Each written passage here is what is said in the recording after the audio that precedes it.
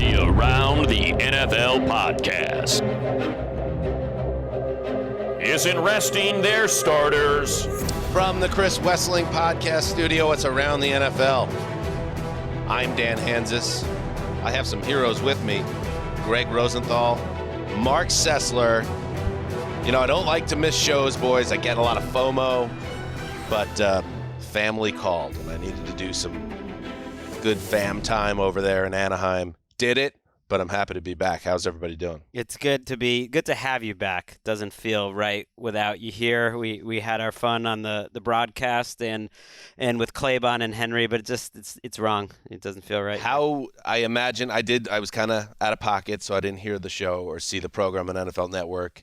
How did Gregg do in the host chair, Mark? I thought he did a competent job, not surprisingly.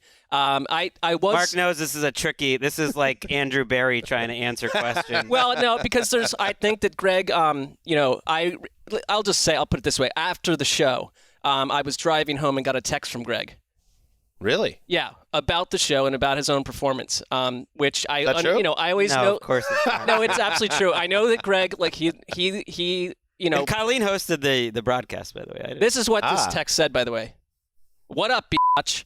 I did an incredible job with that. I'm sure you agree. I feel power, real human power flowing through my bloodstream. I am nothing short of an unstoppable fireball in this industry, in our league. Check you later, brah. Gregg. Obviously, I was poking around looking for that naked ambition, and there it was in the text. I mean, I didn't even respond to it because it's like I don't even know. That just gets me in the middle of it. I like in your pretend little text that you wrote out nicely for yourself. You made all caps for real human power. I don't know if you really delivered it that way. This is how you sent it. And then I want to, because I don't know if this came up late in the week, but I know obviously it's been a emotional roller coaster of a couple of weeks for you, Mark, and it should be noted that one of your great heroes on Twitter reached out to you, Mark Hamill.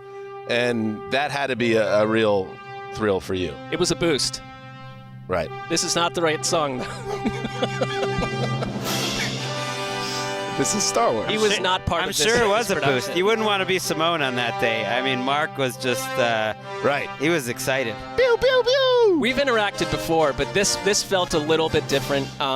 I thought it unified us in a stronger way, Mark Hamill. Well, he knows who you are at this point. You guys I think are it's probably Twitter friends. friends. It's You're probably Twitter friends. Vaguely annoyed. I got in the mix when you initially tagged him on it, and I replied, hey, help out my buddy Mark with a C. I think you might have been the change agent on that. I do. I hope I was. Yeah. And if I wasn't, it doesn't matter. All that matters is that you have a direct Sessler-Hamill connected perfectly in sync. Right, although this is the score from Superman, just to be clear. Oh. Okay. Well, we try our best. By now it's a bit. You did that on purpose. I try my best. I work with Erica to produce the best show possible. And if I fell short in that regard, my apologies. You're human. Let's get to the news. We got a lot to get to. Will Smith just smacked the shit out of me. Love it. Love monoculture moments. I love things that everyone's talking about. You know, I was out with the family. Keith and Deb are still in town. We went out and had a nice pizza dinner with the boys. And when news of this incident with Rock and Smith happened at the Oscars, you heard it buzzing all over the restaurant in this outdoor area we were at. Wow. And then you go and you check it out, and there it is. And then when I'm checking out with the hostess, it was a place where you pay at the front. I showed it to her because I just wanted to share it with her. I wanted to share this moment. And I was thinking. It's like the nice version of Peter King telling that hostess that, who was it that died? Robin Williams. Robin Williams. Not funny, but come on. I was thinking about it, what would be the NFL equivalent of that moment? And I said, would it be, for instance, Aaron Rodgers on the stage at NFL Honors saying something, and then like Brett Favre gets up and mollywops him? That would be close. But the thing is, it doesn't work because and we know being up close to these guys that they're all very macho, and no one takes the slap. There's no NFL player that takes that slap without it becoming a ruckus. So then I was thinking it probably would have to be, again, let's set it at NFL Honors. Let's put Steve Harvey up there. He says something about Steve Smith. I'll throw a wide receiver out there that might be involved in something like this. Gets up the stairs, smacks Steve Harvey. I think it can't be player on player. It has to be player on personality. Player on performer, or on comedian or type us. individual. Or us. Or Steve Smith if he hears this somewhere in the building right You now. won't Right. like that. I think that would be a better analog, I think, is Mark slapping me in the face during a podcast. I don't know if NFL Honors and Steve Harvey's getting a lot of pop, but I feel like if Mark slapped me hard in the face because I just went too far one of these times, maybe it wouldn't be a monoculture moment, but for our podcast listeners, it would be seismic. Well, it'd be justified. I'm annoyed with Gregg. If that happens one day, I will tell you I will be the happiest man in the world. Not because of any boiling point being reached, but the entertainment value of a slap. Any slap in the studio. I'll take it. Doesn't have to be Mark Gregg. Anyone getting just slapped, like Ricky maybe comes in here. Like, Dan made one too many jokes about my vacation. I'm just going to mollywop his ass. Like, that would be cool. Well, she's a total wild card. I could see that. That would be amazing. That would be hilarious. You get mad at Greg, too. Like, if you just came in. What if I slapped all three of you, like, just down the line? Like, just boom, boom, boom. At one point. Like a cartoon? That's on the second and third person for allowing that after, You see the first one. That's true. And by the way, a little later in the show, now that free agency is really unfolding here, and we're in what would this be, the third wave we're in now? I don't know. I think we're in the second blast. wave, but the third week. So it's been going on for a while. You know what it also is? It's almost graybeard season.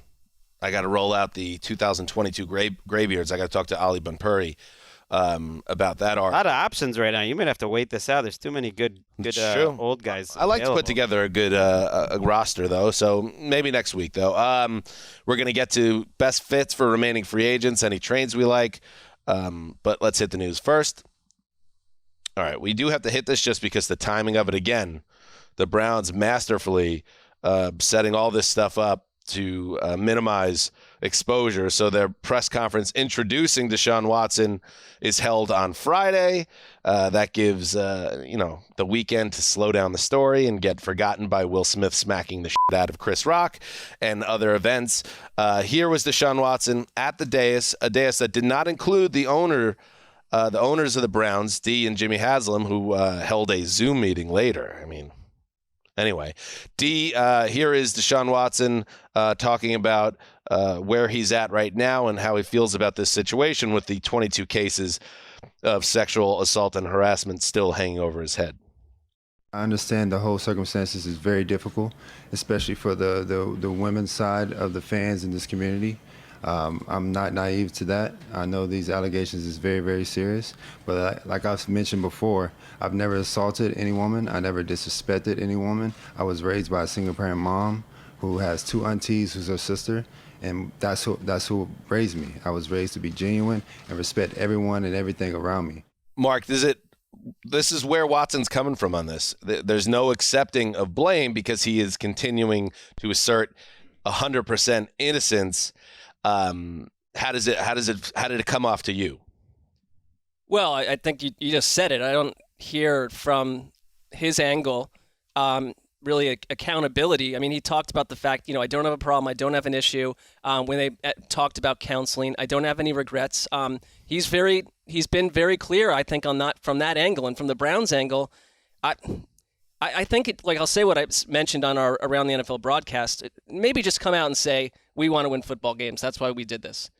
Without the song and dance and the rest of it and trying to tell us how much work went into this, into their investigation. It didn't check out to me watching it in real time, and it doesn't check out in hindsight. Yeah, we talked about it for a while. That was a exhausting day, exhausting week. I'm sure it's exhausting for a lot of people, within the Browns organization, exhausting for a lot of women and men who have been upset about this. Like, I can't muster the same fury that I had on Friday watching it, but it just sort of like a darker version of the Falcons press conference. Just like, how dumb do you think your fans are? I don't think they thought the press conference would go as poorly as it did. I think they've been in their cocoon a little bit. The agent, Watson, ownership, believing that they're checking a lot of boxes, and maybe they didn't know it was going to be as antagonistic. Like, why is Kevin Stefanski even up there? That would indicate they thought there was going to be some football questions. There was one. And I give the Browns media credit, who don't have the same relationships with Watson's agent. that the national media does. And I'm not singling out anyone in particular. I would say every national outlet is part of this. And Mulugeta, I think, has exerted a lot of power in terms of silencing and changing the coverage, skewing the coverage in a way that the Browns Cleveland media doesn't care about. And they came at him hard. He was shook. Andrew Berry was shook. And I think the most honest answer of the entire press conference came from Berry at the end when they said, "Are you confident, that Watson didn't do anything, that he didn't do anything that would be objectionable?" And Berry, notably, I think to his credit, didn't answer that. He's like, "I'm not going there. Like, I'll go pretty far here in backing up what I think Watson's going to be moving future, but I'm not going to say that this man didn't do anything wrong." And you see kind of what the plan is here. You don't have to be an expert in the legal field. That Deshaun Watson, okay, I dodged criminal charges here, so I will not be found guilty in the court of law.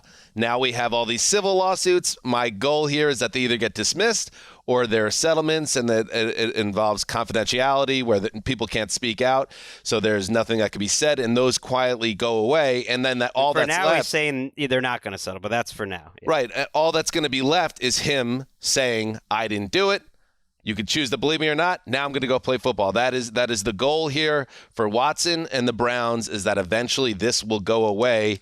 And I guess the disappointment is you want there to be some ownership to what he did. But if he's saying he didn't do it, you're kind of, from the public standpoint, from the Browns standpoint, from the public standpoint, what do? You could say, "I don't believe him," but if he's not going to take accountability, you can't force him to. It's an uncomfortable, strange situation. It is, and you're right. The Browns are banking on the fact that the football side of this will quickly take over, and that as with all things, the story of the day and what we're outraged about, we don't have the energy to remain outraged. We don't have the energy to stay necessarily in a corner of thought, and we'll move on to the football side. That's what they're banking on, and looking at how things work, I think they're going to win that. But people also won't forget it either. No, this was an unforgettable press conference. It was an unforgettable transaction. Nothing like it has really ever happened in the history of the NFL. And even if, yes, you're selling tickets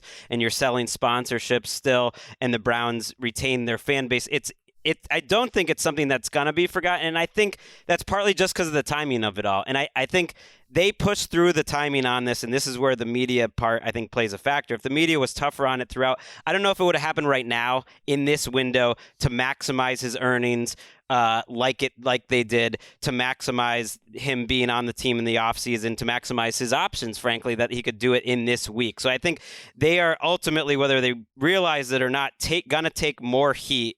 And it was a more uncomfortable process because so much is still uncertain in terms of the civil cases and in terms of the NFL suspension, because they did it now, because they pushed it now to get the most money and the most leverage possible. And I think it's going to end up not really doing him a great service. I think if it had gone through a more normal process, it wouldn't have been as difficult. I would just say this. I agree when you say that people aren't going to forget, but the way that we treat all of this stuff with sports and with other things is like the league is littered with people that did stuff that we don't think is great, we don't accept on any level, and we move on from it, we just do. And speaking of Peter King, read in his column today, he had some listeners that are lifelong Browns fans writing in saying how disillusioned and upset, how they can't root for the team in the same way anymore. Mark, you've been on record on this podcast that you are also disillusioned and don't feel like you could root for the team in the way that you did growing up. But the Browns are banking on challenging you and everyone and every other Browns fan that when we're 12-5 a year from now or 2 years from now, and we have a first-round bye, or we are one game away from the Super Bowl, are you still going to be out, or are you going to kind of forget about this and let time take care of it? It's dirty business, but I think that's what they're banking on. That we're taking the hit now to know that tomorrow people will move on. 100%. In other news, since we're here, real quick on Baker Mayfield, who still 10 days after this trade for Deshaun Watson is still a member of the team. Kevin Stefanski said at the league meeting today, "I think everyone understands the situation, and we're hoping that it is resolved soon." Jake Brisket is on that team. Watson is either going to play all the games or some of the games next season.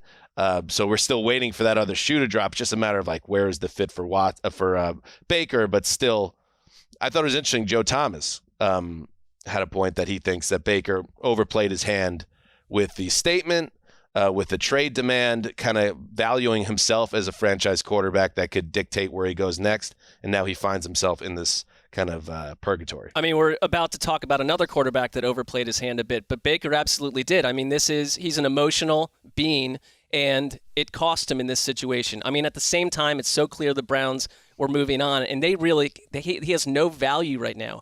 Like, you just have teams aren't going, especially with the draft coming up. It's like Baker Mayfield has no real landing spot at the moment. I think Seattle can be it. I don't buy that they need to, give up a pick to get rid of Baker. His contract's not bad. It's $19 million. If you're going to be starting games, that'll be one of the lowest guys with as much experience that he has. I think it's just going to drag out until the draft. Seattle makes sense. You send a 4th-round pick. The Browns aren't in a huge hurry. He's never getting on the field again. I don't need to hear about this. No. This talk is like, well, maybe they would carry him. And it's like, no. But they have plenty of cap space. Even with Baker, they have the number 2 most amount of cap space in the entire NFL. So you wait until the draft. You get a 4th-round pick for him. I'm not sure where else he would possibly go. And so Seattle kind of knows that. And I think Seattle is where he will. I mean, he just seems like the biggest loser of this period of the league calendar, because not only did he lose his job, and it's been a humbling thing. He wanted to go to the Colts say no thanks. Now you're hearing the reports connecting Jarvis Landry and Odell back to Cleveland. It's like, it's a tough time to be Baker Mayfield. The Panthers don't even want him. It'll be interesting to see how he comes out of this, because it's obviously, I would think, been very humbling. And Kyler Murray, yes, he has been the subject of speculation, another former number 1 overall pick who is potentially at odds with his team. He doesn't say so. He was at a charity event and said, "I'm an Arizona Cardinal." And he also addressed something we obviously were laser focused on, which was scrubbing his social media of any and all Cardinals content, usually a sign of discontent. I want out. But Kyler says, no, I would never do that. No, that was like I said, that was if you're a kid my age, you're used to like people take off all that, that's just a thing. And honestly, like I said, I took everything off of it besides one picture, so it had nothing to do with the Cardinals or anything like that. Kids my age, it's just a thing. Sounds like something my son would say, my 7-year-old. He's being ageist, he's representing the young people and just saying we're a bunch of olds that don't understand. I mean, Ricky, as the resident person who, is so close to being in their 20s but no longer is. Just on the outside looking in. Right. Like, does that... Greg, how old are you, right? Does that, hold water? Because his whole thing of I brought it down to 2. We do that all the time. Well, then he re-added everything again a couple of weeks later. Right. Yeah, no, it totally is something. For him to brush it off like that, that's nothing. He's that's trying like all to of a pull the sudden, wool over us. we're looking, Mark tweeted last night like he's in a dark, dark wood or something, and then we look at his profile. Yeah, again. And we look at his profile and everything ATN related has been scrubbed. We'd be like, hey, what's going on here? You know what I mean? It means something. Why were you in a dark wood? I don't know. Hey, and Ricky, just a heads up. Early spring is a time for darkness and beauty. A few hours before that, or maybe a day before that, I'm not sure. Everything becoming a dark dream. I think it speaks for itself. Somebody was watching a press conference, I think. In industry parlance, by the way, rewatching, Ricky, what? That would be sad. You would be labeled as being on the wrong side of 30. Yeah, that's exactly. That's exactly. I don't view you that way. Thank you. Yeah. Thank you for making Nor that do clear. I. Yeah. Just to be clear. We know where Greg stands. But he's getting old. He's getting old, cranky, it is what it is. Getting cranky. Yeah. Kyler's thing, though, it does seem like he's calmed down a little bit. I do think you can take he's out of moves. Out of these comments, and they put out that statement was more significant to me than the Twitter scrubbing. And the statement I read as, pay me. And if you don't pay me, I'm not going to practice. And I still think that might be his vantage point. But I think the emotions of how the season ended up, he realizes he's going to be there. I think he probably legitimately wants to be there as long as they pay him. But that's a big if. Right. That's a Plus, big if. I think Mark's right, too. Like some of the options that are appetizing have dried up. It's like, oh, you want to get traded and you want to go play for Matt Rule before he gets fired in Carolina? Right. Like, is that better than where you are now? Suddenly, Kyler Murray steps into line. It's like because you have no other options, my friend. Maybe Seattle's an open door, but also they just traded their guy in They're part not trading because Kyler Murray. It's one thing for the Browns to, if they considered trading Baker in the division, that feels a little more Drew Bledsoe to the Bills. Like, yeah, try to beat us with him. I don't think they're not keeping Kyler in the division no matter what. Although we shouldn't be so sure because there's been literally a dozen mega trades. True. Right. Nothing from the Last 3 past weeks. has any tangible meaning anymore. Big news for Bills fans. On the same day that NFL owners unanimously approved, this is the owners' meetings are going on. Did we mention that on the show? It's happening right now over there in Palm Hadn't Beach. mentioned it. We used to go get some fun interviews. Maybe we'll go back next year. Didn't work out this year. But also it feels like this is the calm after the storm this year where maybe if things worked. Yeah. Well, there wasn't even a whisper about sending us this time after we had done. There were whispers. We had our flights booked There were whispers. before the pandemic, and then There were it strong happened. whispers. Well, Yeah. I guess I'm not paying There were close enough screams. attention to the whispers, but I mean, there wasn't a rallying cry for us to go this time. I'm happy to be here, Frank. It's nice. It's nice to be with you guys here in Los Angeles. Well, you got to go to Disneyland instead. You would have been, walking around with a bunch of GMs. Forget that. So on the same day that the NFL owners unanimously approved the Bills' proposal for a new stadium in Orchard Park, the Bills officially reached agreement with the state and Erie County on a new $1.4 billion stadium. The agreement is for a 30-year lease on the stadium. It's set to begin that lease in 2026. The NFL and the Bills will contribute $550 million to match a combined $850 million in public funding. $600 million from New York State, Erie County, $250 million. So that shows you a lot of things. I feel like it used to be a situation where teams could hold cities and regions hostage, say pay for our stadium. In this case, there's a split of this. I don't know if this is viewed as something that's fiscally responsible regionally, but I do know the Bills are a major part of that community. So maybe it makes sense that everybody work together to get a great facility built here. Yeah, I remember when we started at the NFL, there was that period where the Vikings and Minnesota taxpayers went through a living hell to try to get that stadium done. There's just a really special relationship between Buffalo, its football team, and now its taxpayers as well. For me, the whole money thing, great. I'm glad that they're not leaving town, first of all. That would be a travesty. But second, that they didn't go down the road, which would have annoyed me, by going Dome Stadium, where you can make it multi-purpose. It's outdoors. It's going to be outdoors in that Buffalo winter from now until the end of time. Yeah, that part makes sense. Them staying in Buffalo gotta happen. It's also not totally done. At least some of the state share needs to pass a budget, but it doesn't sound like there's lawmakers that are looking that have shown any signs. Let's get Greg up there to Western New York just to be boots on the ground to hold it up through. That said, it's the most public money ever spent on a stadium at a time when public schools are struggling, and it seems ridiculous for the richest league and the richest billionaires and these teams that are worth billions of dollars to need to get taxpayers to pay almost $1 billion in the year 2022. That's why it hasn't happened in many other places for a long time. It's like, miss me with that when you're cutting all arts and gym funding and bad. It's well, Greg, annoying. Football is family. Everything you're saying makes sense. It feels like, But they got it nice done. It's surprising. It wouldn't work in most places, but they got it done. It's a nice logical way to look at things, Greg. I agree with you. And I don't want to this is not an episode of Money on Money. I wish he was here to break it down. I do imagine having the stadium is going to bring a lot of revenue into the region for decades to come. So maybe there's a conversation there. I will say this, that the SoFi Stadium across the street from us, fully funded privately. Yeah. In Vegas, though, that region, they contributed $750 million. So I guess you don't become billionaires by being a nice guy or a girl. Greg, would you rather, though? You do it by, like, making people, that aren't as fortunate Are as you saying the Pagulas are not nice people, Greg? I'm saying, like, you can afford to build the stadium or sell the team. Greg, let's say you have a choice to make, and all of society would know that you made this choice. Yes. We have music, and a second music class added to elementary schools in Western New York, but the Bills moved to San Antonio.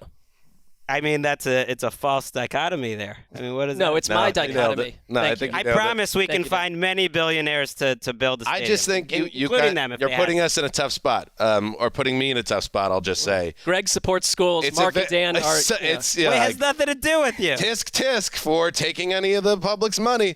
I think everybody wins here ultimately, right? If you're going to spend money on stuff, the Bills are something that are worth...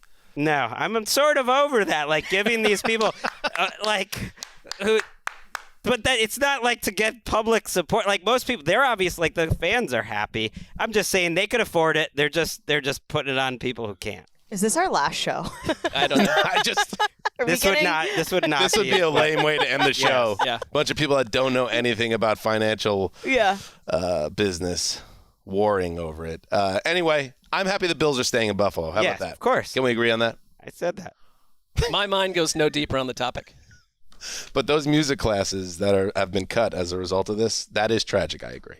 Don't be a jerk. It's the telltale sign is when the first thing the governor said was like the hardworking men and women of Western New York. Whenever you break out the hardworking men and women, you know that they're phony. Like that was the first thing Deshaun Watson put out too. Like, oh, I can't wait to get in front of the hardworking men. It's like, what? There's not hardworking men everywhere. Hardworking men. Like, shut up, pandering. Politician, not authentic.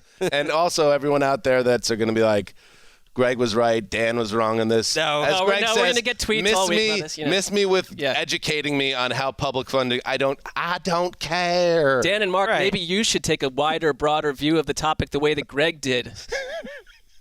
I mean, Greg, I generally agree with what you're saying, but I just, Right. I wasn't just glad it's not a dumb. In an ideal scenario, I'm totally with you. Yeah. It would be good. That's not how it played out. The Detroit Lions will be the featured team in the 2022 training camp version of Hard Knocks, according to an announcement made Monday by HBO and NFL Films. Hit me with it, Ricky.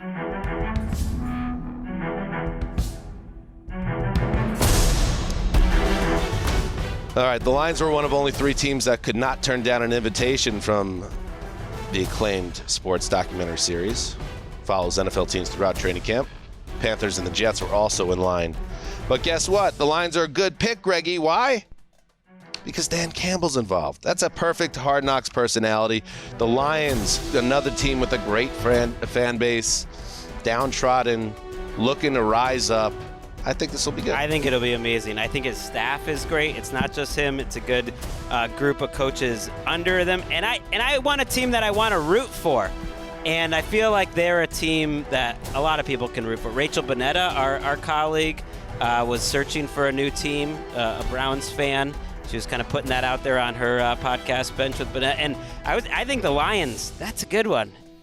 I think the Lions, now's the time. Lions. Go from the Browns to the Lions. Be there on the ground floor. It feels fresh because, I get annoyed when it was the Cowboys. Everyone likes the Cowboys, and I understand why it's a huge, way to go with Hard Knocks. But I want to learn about teams I don't know as much about. And this is a completely different situation. I think that Campbell and the whole rest of the crew will make it. I'm more interested in this Hard Knocks than like the last 4 or 5 in a row. Well, plus Jared Goff on Hard Knocks for a 3rd time. Need it. Let's see if he knows where the sun rises. 4th if you include All or Nothing as like an NFL films property. Yeah. A lot of Goff. Like, does he still have the golf thing? Where he hits the golf ball. That was nice. Well, that was still live there. Yeah, I don't know. His California spread. Yeah.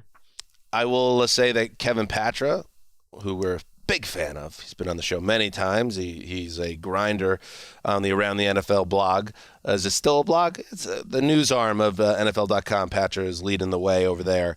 He wrote the things to watch for Hard Knocks. I saw it land this morning, and I'm thinking to myself, now I've been the Hard Knocks writer for a decade on this website.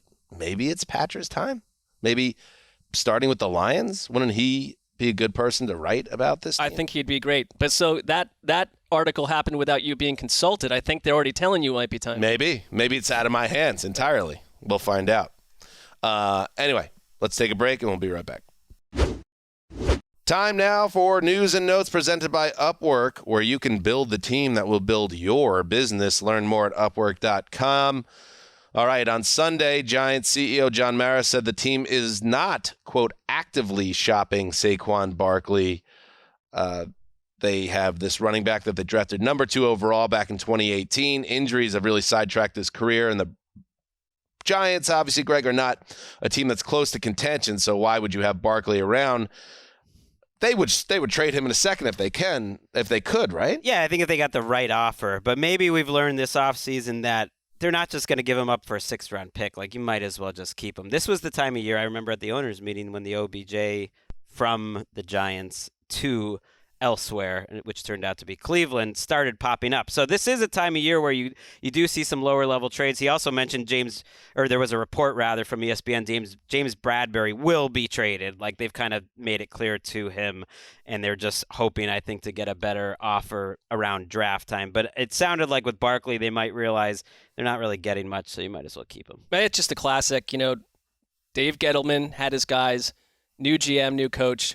These aren't our guys, and they're clearing cap room, and they have there's a $21 million cap hit on James Bradbury, who's a good player. He was a Gettleman guy, but they can save a ton by moving him on. So it's like, even though he's a good player, it's like they're cleaning the books up. And things could change with Saquon too. I feel like whether it would be in August. I have a sneaking on draft weekend. I think he could still get. I have just a feeling that Saquon Barkley is not going to be a Giant in Week 1.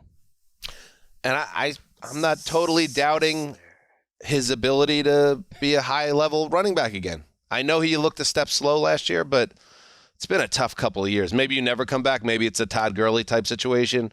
But I would like to see him in a healthier situation with a better offensive line and better quarterback play. I don't know. We'll see it, though.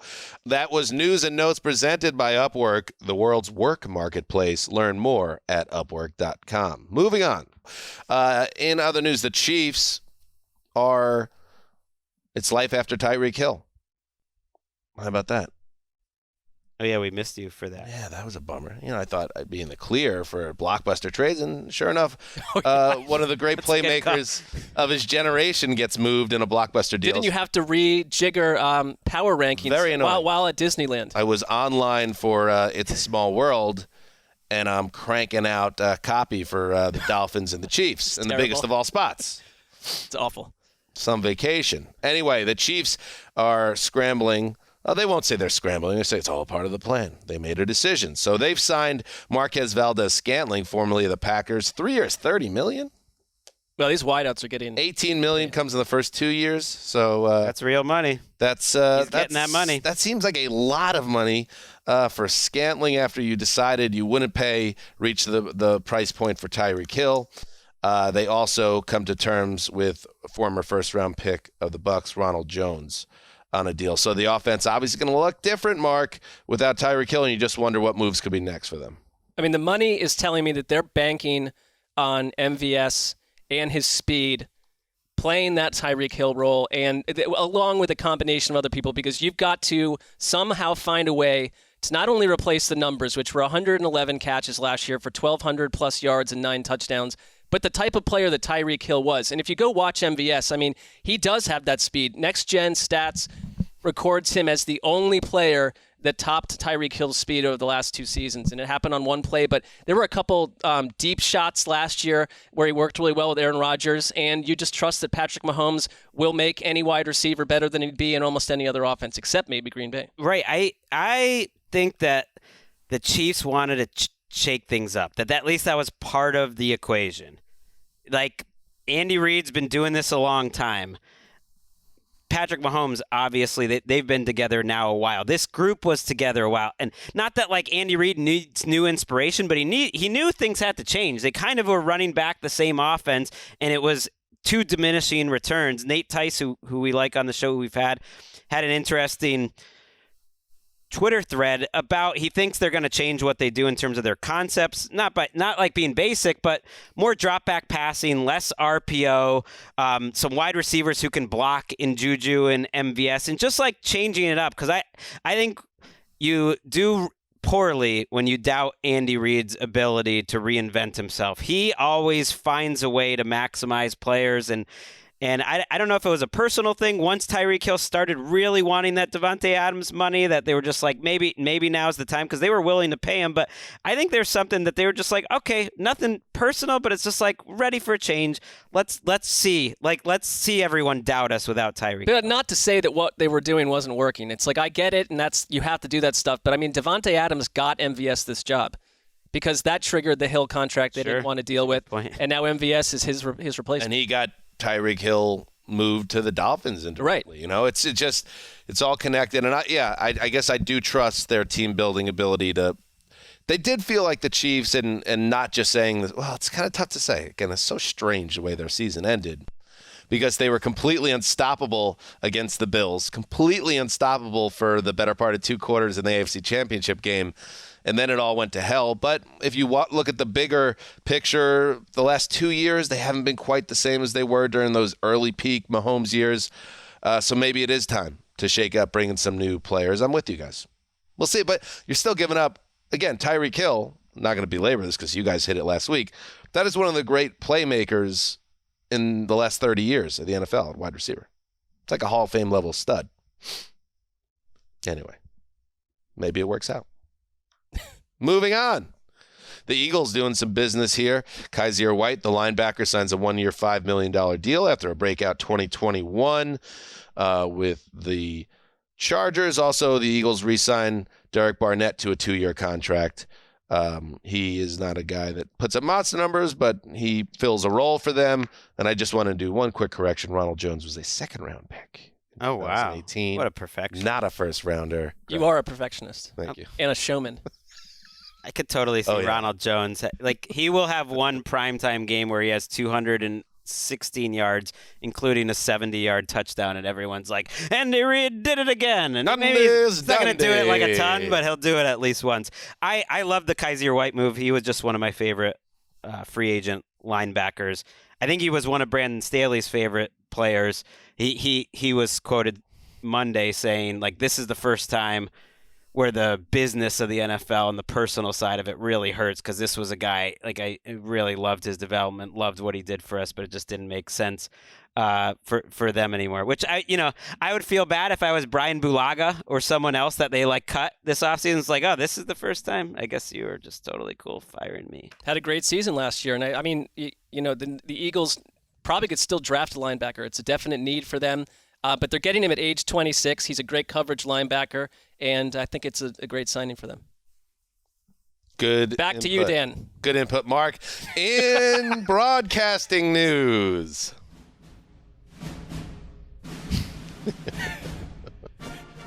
No, I meant the NFL on Fox. You can put that in post. I like this better. You want to do this instead? I mean, this makes you think of Fox. Star Wars theme. This makes you think of Fox for sure. I was looking for NFL on Fox. Dun, dun, dun, dun, dun, dun, Sure. dun, dun, dun, dun. The robots. Let's do But that. with the whole Oscars, it all ties in. No. All right, we'll figure it out in post. Here we go. We know the game of musical chairs. That's been going on both in the NFL, but also in the broadcasting ranks. And Fox had to make a move after they lost both Troy Aikman and Joe Buck to various enterprises. So they make a move. Next man up, Kevin Burkhardt, the number 2 NFL play-by-play announcer at Fox last season, is the successor to Joe Buck, according to our man, Andrew Marchand, who is killing it. Wait, he's got a lot of material to work with this Like, offseason. every time there is Yeah, but he's been on the forefront, right? No, I agree. I totally cannot Who is his, disagree let's say, more. look, you got Schefter and Rappaport. Right. And they're always going at it, right? With Marchand, it's just like it's Marchand or Marchand. He owns that corner, and he does an excellent job. And he went to the same college that I went to for about 6 months, Ithaca College. In fairness, 75% of college students in the last 30 years went to a college that you went to, because you went to so many. I kept transferring over and over to the high annoyance of my family. They keep dripping out this news, though. It's like we don't know who his play-by-play guy. I mean, his color guy Why isn't it Olsen? I think Olsen's got to be. He's probably the leader in the clubhouse, but maybe there's different people angling. You know, supposedly they tried to approach Tom Brady for that job, but he wasn't interested a couple months ago. Wonder why. I'm now annoyed, though, to be honest, because I think we all agree Burkhardt is awesome. And during Corona times, we interviewed him in our remote locations, and I was very excited to ask a question of him, and my sound was not working. Oh, tough. Remember that? I couldn't speak the entire time. Tough sitch. We'll have to have him back. I'll have him back on my own show. Speaking of Marshawn, so after the Will Smith Chris Rock incident last night, I did something that I haven't done since like Howard Stern was on the channel. I flipped on E. And I was like, I got to check out the post-game coverage of this. Like, I need more info about this situation. And it's these three people I've never seen before, not surprising. And they're talking about, like, Beyonce's dress from the opening song. And I'm like, whoa. So I tweeted, like, I need an Andrew Marchand takedown of E's coverage. And he quote, retweeted. I turned it off pretty quick. Got to rip up the rundown. They were off to other topics. You got to rip up the rundown. Right. You got to just be flowing. I saw this thing where they, asked all the media present not to ask anything about it. Like, for instance, Questlove was up there. He accepted the award right after Chris Rock, and it is unfortunate. Like, a lot of people, it was unfortunate for them and how it overshadowed. That said, put Mary Kay Cabot or Tony Grossi in that room. That Browns media, they're asking the question. I don't care. I don't care what. I don't care what they say before it starts. You got to ask, and you can ask it in an empathetic way. But that's what you need to hear about. Well, the Oscars have been a raging snooze fest for a long, long time. And I grew up loving that. It was one of my favorite things to watch. It's just been a mess. They are back front and center more than they've ever been. How are you not taking that rundown and throwing it into a fire? Like, who is the big-time reporter over there at E now? I know we lost Joan Rivers. Sometimes you can't really replace Joan Rivers, or Ricky, you know this. Seacrest. I mean, he's been there over the years. Seacrest. Yeah, I don't know if he's still there. He's not there. Let's imagine Seacrest is the guy there. Him and Kelly have a morning show though. They were talking about it this morning, I think. Well, but that's okay. That's that's the next day. We're all chopping it up, around the coffee table. No, but when you're in the the heat right there, post game show, you need somebody, a Seacrest type, to ask the hard questions that people want to know. That's your job as a journalist. It's a shameful effort by E. I've been in. I was in that room once in the Emmys because I was an NBC page, and take us through it. Not a lot of hard-hitting questions. Not a lot of hard-hitting questions to Deborah Messing after victorious. Her win for Will and Grace. Not a lot of hard questions. Remember that guy Ross that did like Jay Leno's show? I think he went to E. Like maybe Ross whatever his name is. He's asking the questions. This is before your time. Your time, Eric. Do you know what I'm talking about? I actually do. I know who Dan is talking about. That was also while I was a page. It was in that era. All right. Ross, Jay Leno. Little did we know that Greg the Page would, years later deliver a powerful speech on the music classes in Western New York. Very funny, quick story. Emma worked for E. Her first job was a PA on E. And there was like a mysterious cardboard box outside on the street, and they made her go check what's in the box. That seems so illegal. Emma's so little and like innocent, and they were like, "Hey, you, can you go check that cardboard box?" That is an absurd task. Dangerous. No one will miss you if you're gone. Right. Ross the intern, his name was, or Ross Matthews. Matthews has got to be in there. He's got to be in the fire. Right. His ass is in the fryer, and that's part of the gig. Anyway. Wait, hold on, Erica. What was in the box? Oh, she said it was just like nothing, like homeless clothes or extra clothes. It was an alarm clock with wires. Yeah. No big deal. But it was like raining, and she crossed the street to look in this box. Finally in the news, compliant. Sorry. Let's head to the Kicker Club, as we like to do. It's a rainy day in Los Angeles, but guess what? People stand in the rain to get in through the velvet ropes. And Greg Zuerlein has a job. Greg the Leg, as he's known, with the New York Jets. He signs with Gang Green. The Jets previously retained free agent Eddie Pinheiro. So it's going to be a kicking competition. Listen, Greg the Leg, I don't know. We'll see. See how it Terrible goes. season last year. Do you remember me telling you it was going to cost the Cowboys at some point in a dramatic way? Well, it was like weeks later that Jerry Jones acknowledged, like, we have to change the way that we're operating on offense because Greg the Leg has a leg that's not getting us there. But he had backs. He was coming off back surgery last year. So You just put a lot at Greg Zierlein's feet for the failure of the Cowboys. Yeah, you missed 6 extra points and right, had like an 83%. what did that have to do with them just, struggling in that poop in the game? bed. In the game, He was a mess last year for the Cowboys. He was a mess. The Jets. I feel like the Jets have had some swings and misses here. Not Zierlein, but as a Jets fan, how did the whole Tyreek Hill reporting Hold that thought strike you? Okay. for our next segment. Okay. It's nice to be back in the kicker club, though. It is. Hey, listen, he's a former first-team All-Pro. But you know who I'd rather have? Somebody we had like a decade ago, Nick Folk. I was still at the folk hero. Right. I mean, at this point, Nick Folk is absolutely the Patriots' biggest off-season signing and probably one of their best players. That's a little bit troubling, too. Nick Folk. Did you see Belichick, by the way?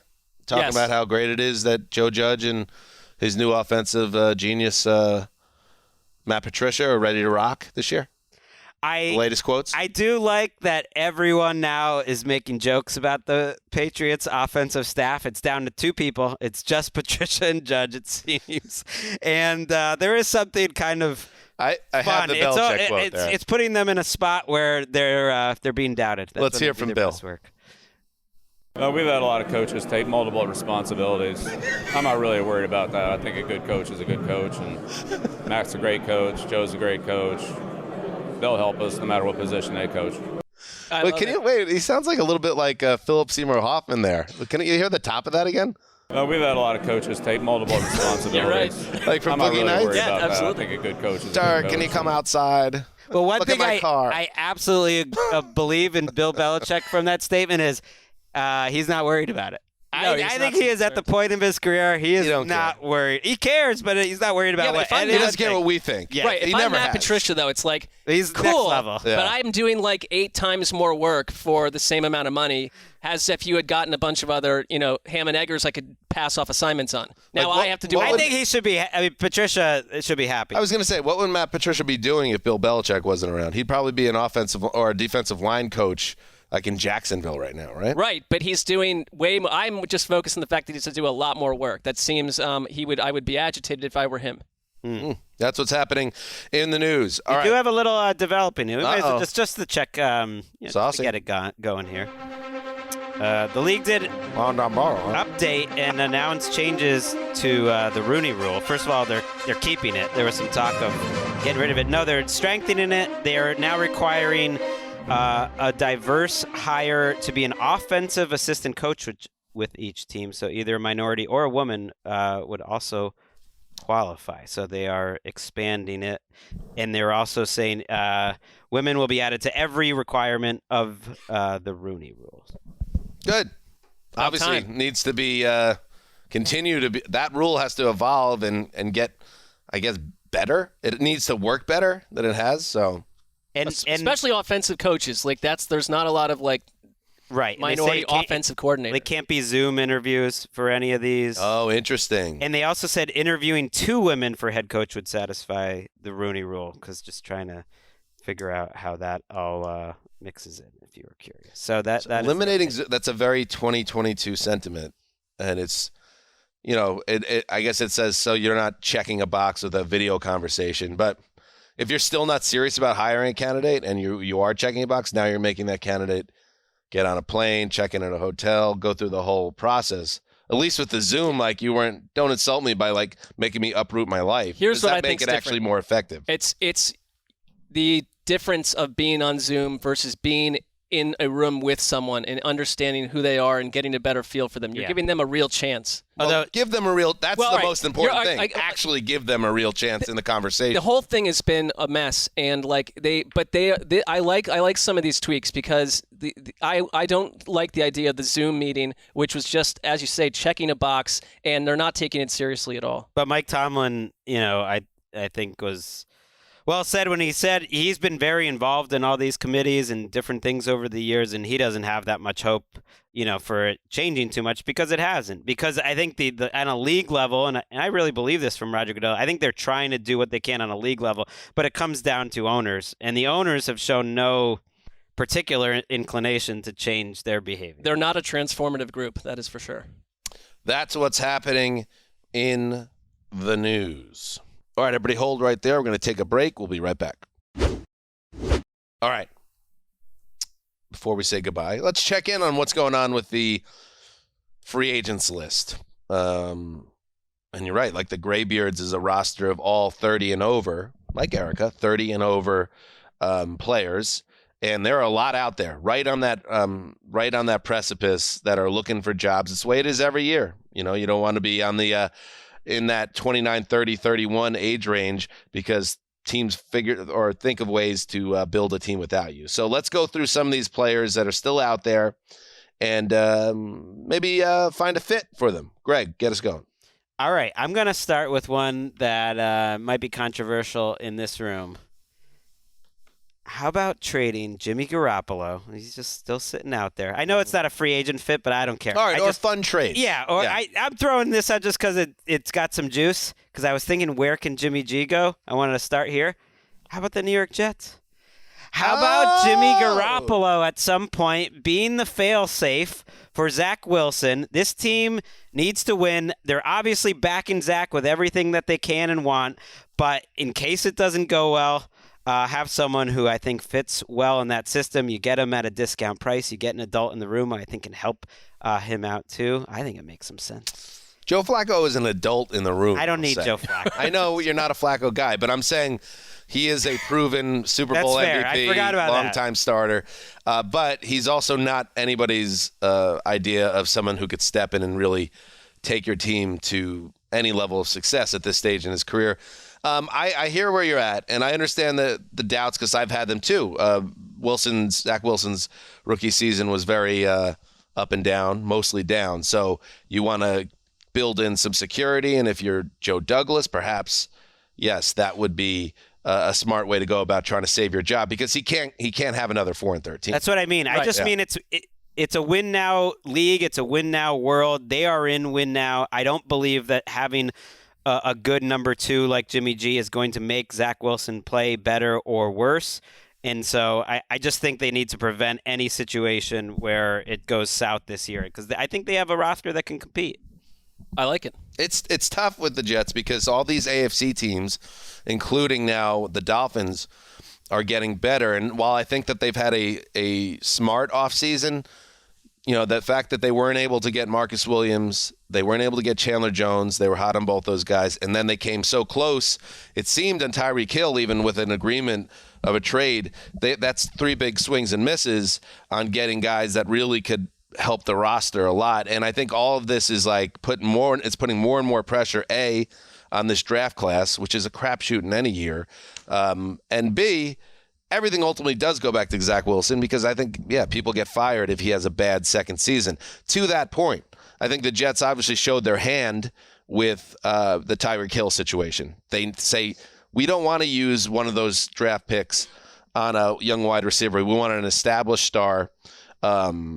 We saw Seattle GM John Schneider say that he was shocked at what the wide receiver prices are at right now.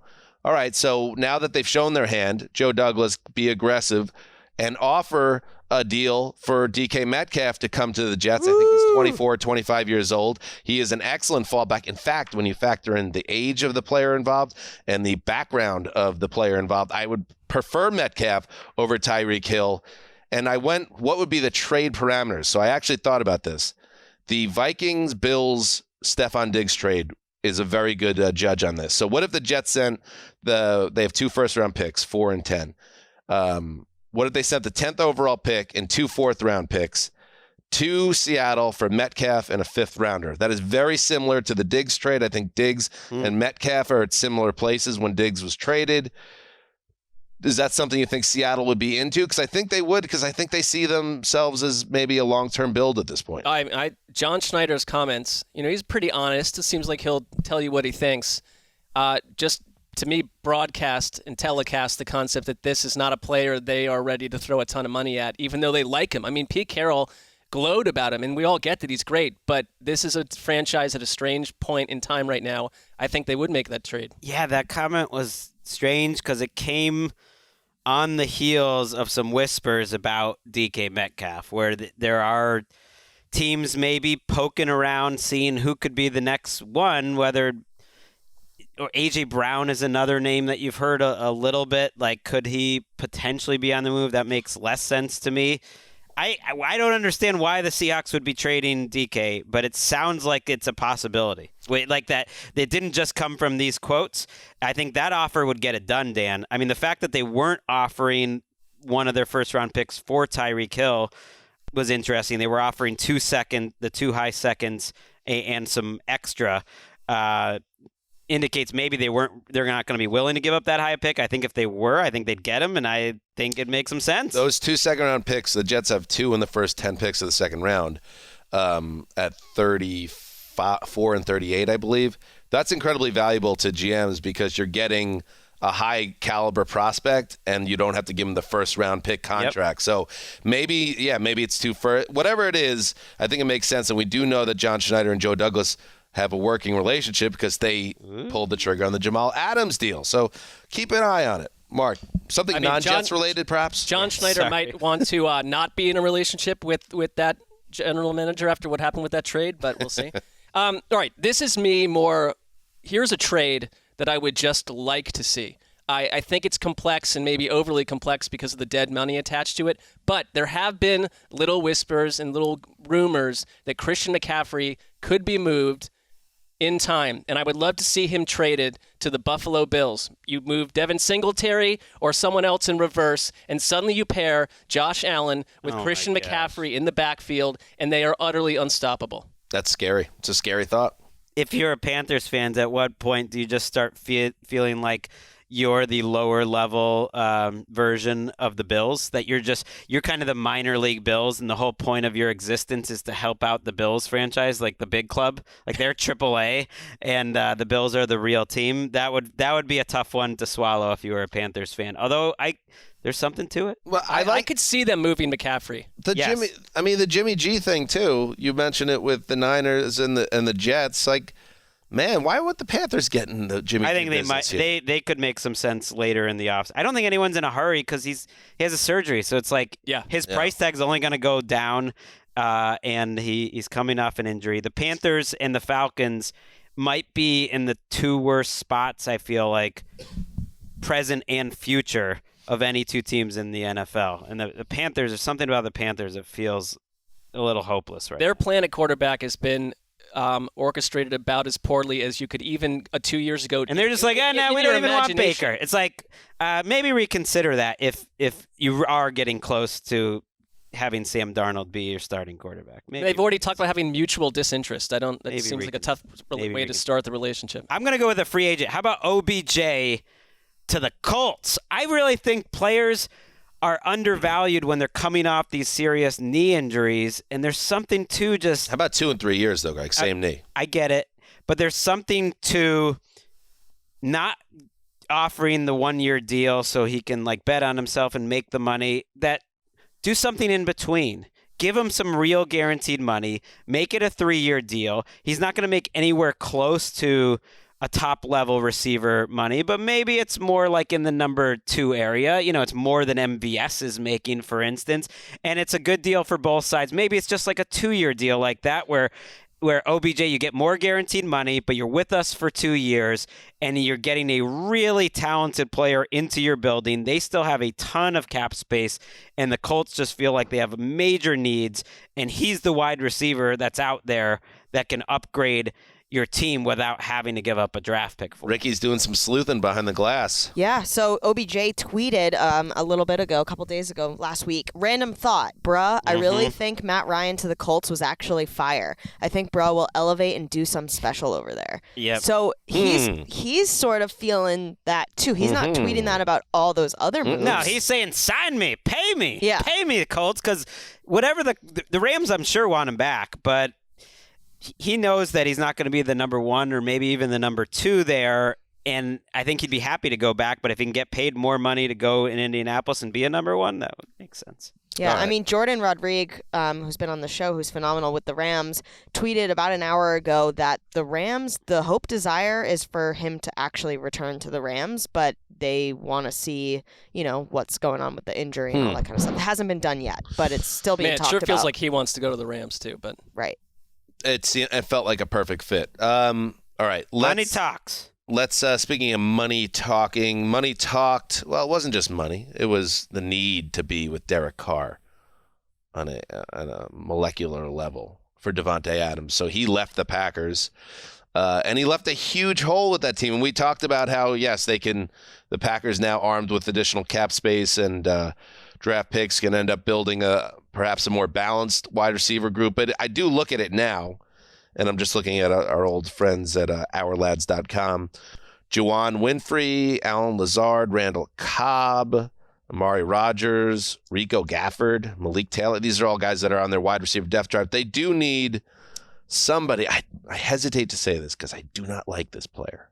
I don't like his attitude. Yikes. I don't like what he's done, both off the field and on the field.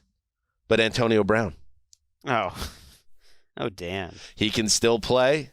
He can absolutely still play.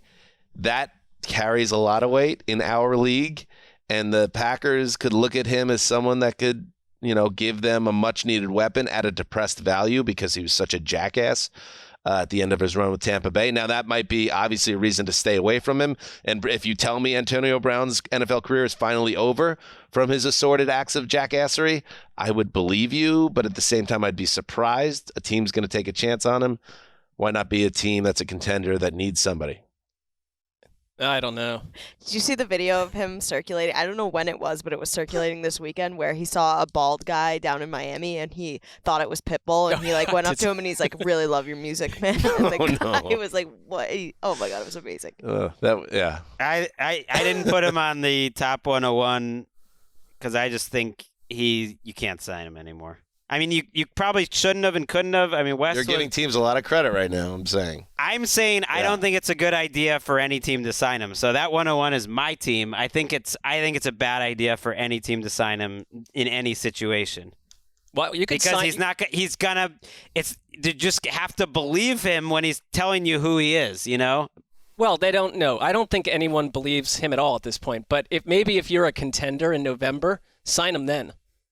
Like, I don't like the idea. Remember the Hard Knocks with him and the Raiders. I mean, he took that franchise and tore them apart from the inside. 6 acts He's of far gone, jackassery though. ago. I mean, I would just say you want him around your team for as little as possible in the offseason, and you plug him in when the game starts. I don't think there's any situation. I really, when you leave the field throwing, with your shirt off, and it's Tom Brady, it's the defending Super Bowl champion Bucs that you were successful with the year before. It's just he won a Super Bowl the year before. I know, but that's what I mean, though. I think at that point everyone has to look at it. It's like, we can't do anything with this I'm just guy. saying teams have a way of giving jackasses second chances. I get it, but okay, we know that can play. We know what teams don't care about. We know they don't care about what Deshaun Watson did or what you do off the field. I think the only things they care about are, can they help us win, and do they like football? Do they care about their job? I think those are the only two things that they care about at all. They don't care about anything moral. And I think Antonio Brown at this point is kind of proven that he doesn't pass the second part. He doesn't. You're making a lot of sense. But maybe the rule with Antonio Brown is you never go a second year. Never go second year with Antonio. I think he's a hired gun. He's a hired gun late in the year or when your team is for real. Done. But they need somebody now. He's done. And maybe they address this via a trade or a draft pick. But I look at that route, and it's Super Bowl or bust for the Packers. We all know that. That's not going to cut it. Maybe it's enough to get you an NFC North title. Maybe you'll score enough points. But they need to get better on that wide receiver room. But I don't want to talk about Antonio Brown until the Hall of Fame discussion, which will be tiring. At that point, some of us will be in our 50s.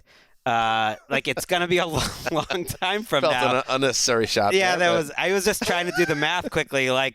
Because he's accurate. He's absolutely a Hall of Famer, and there's no question in my mind he's one of the greatest wide receivers of all time. And he could still play this year, too. But that's when I want to talk about him next, in 5 years. All right. I don't think you're going to get your wish, Greg. I could see him. The way that football and it seems to be our world works at this point, he is an annoying enough character that he's certainly going to be back in our lives at some point. That's the thing. He gave up on the football team. That's what people care about. It's not the domestic stuff. It's not how much of a headache he is. It's I think we get what you're saying. I think that's the Cardinals. All it takes is one desperate general manager and coach out there to say, all right, he screwed over Tom Brady and the Bucs. The Bucs aren't going to go sign him, but another team might. And it has to be a strong figure of quarterback. And it's like, well, he won't screw over Aaron Rodgers. He's like sending out IG posts slamming Tom Brady and stuff. No one gets past this. Do you want to do a sandwich that he's in the league in 2022? Yeah, I'll do that. All right, lock it 2022. So it ends at any point in the season. Any point in the regular season. I mean, sure. Right. Sure. And you're not going to sign him just Wait, why not playoffs? Sure, the playoffs. But because usually our sandwiches end at the end of the regular season, and so it's a nice clean. That was a nice clean break point. It'd be very strange if someone signed him just for the playoffs.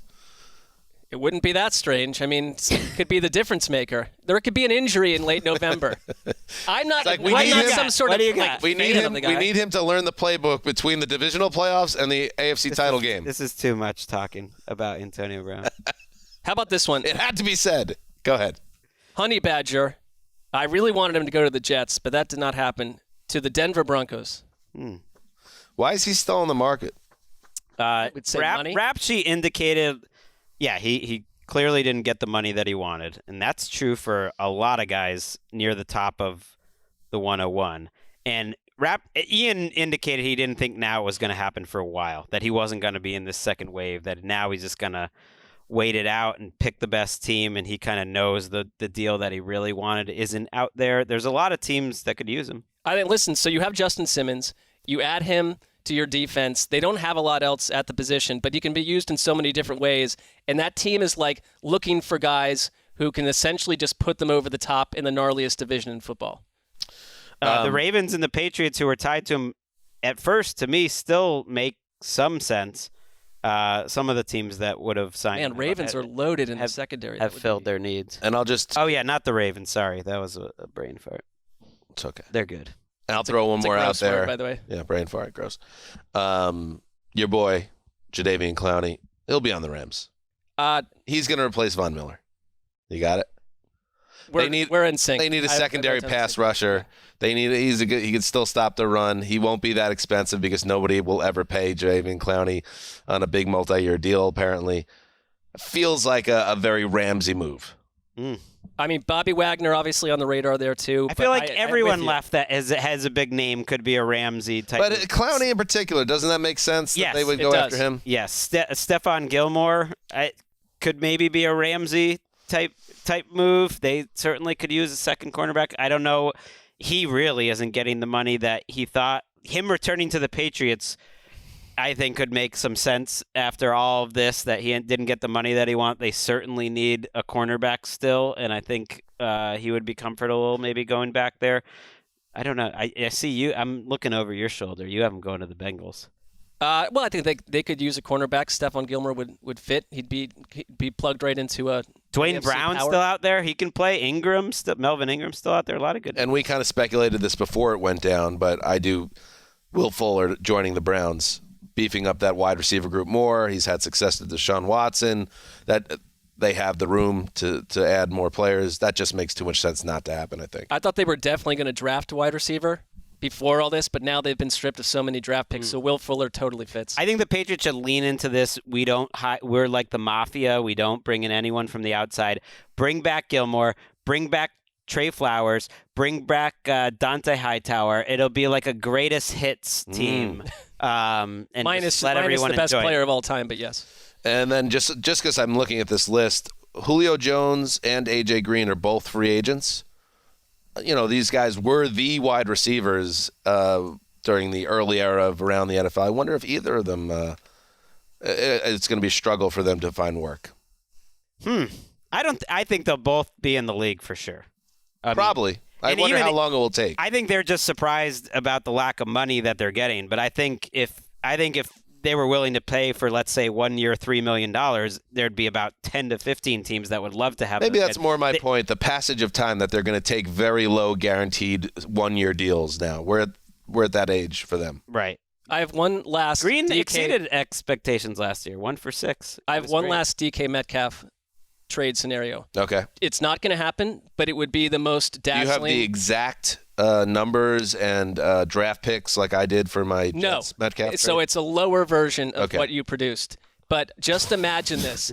DK Metcalf traded to the Titans, and you get DK Metcalf paired with A.J. Brown. Ooh. I would watch that all day long. Get the cans on, Gravedigger. What are the prospects of the deal again? What are the specifics? I don't care about the terms. I mean, Robert we Woods need that. is We need the terms. Graver, what should they give up for him? Everything. A.J. Brown and DK Metcalf. And Robert Woods.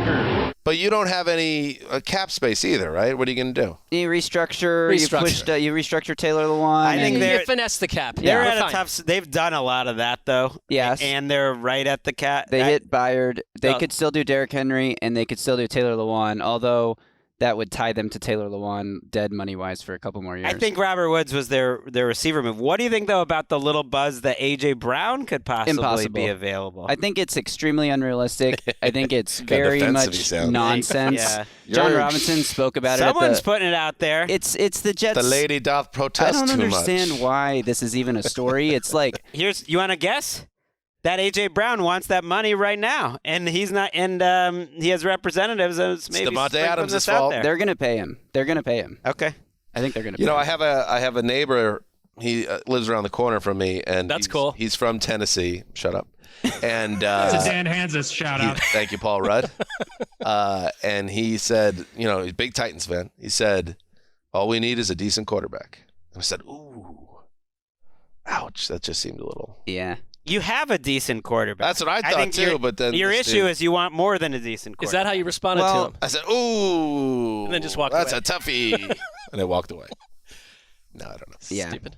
Titans fans are very anti-Ryan Tannehill right now because that playoff game I get stands it. out. But the word decent, like to me, that would be the low bar that he would clear. I like that just like poking Gravedigger every week on how he feels about Ryan Tannehill until he breaks. He's a fringe top 10 quarterback. You should get Gravedigger together with your neighbor who's the Titans fan. I'm sure that would be a good podcast. Well, he keeps firing his co-host on the Titans podcast, The Film Room. He's got an issue with commitment here, or with, who, Gravedigger? Impacting other people's commitment. If you look at his personal history and his private life, no issue with commitment. He will dive right into commitments, no matter how thorny they may be. Got to look at it that way, too. He's driven. Sure is. When you see an opportunity, you got to take it. He always adds that little extra. He loves it. I don't want to talk about this. Yet I'm going to keep dropping bullet points every I'll do everything for her. Thank you, Gravedigger. All right, that's it. We'll be back on Thursday with another show. The Around the NFL broadcast is back on NFL Network on Friday, so make sure you check that out. Until then, Dan Hanzus signing off for Quiet Storm. Yo, boss. Ricky Hollywood, the Gravedigger. Save the children, save the music. Heed the call.